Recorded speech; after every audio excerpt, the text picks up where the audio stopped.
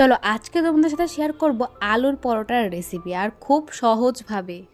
তো এখানে আমি আলু আর লঙ্কাটাকে সিদ্ধ বসিয়ে দিলাম, তারপরে আটার ডোটাকে লেচি কেটে নেব। আর এখানে আমি আলুটা সিদ্ধ হয়ে গেছে, সেখানে লঙ্কা, লবণ আর পেঁয়াজ দিয়ে ভালো করে মেখে নেবো, এর বেশি ঝামেলা আর করবো না। তো তারপরে আটার লেচিটাকে একটা নিয়ে তেল দিয়ে ভালো করে আর কি বেলে নেব।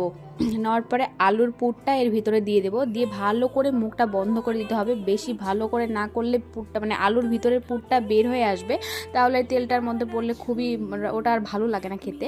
তো তারপরে আস্তে আস্তে চাপবে আর আস্তে আস্তে করবে, মানে অতটা জোরে নয়, যতটা জোরে আমি দেখাচ্ছি খুবই আস্তে ধীরে করতে হবে।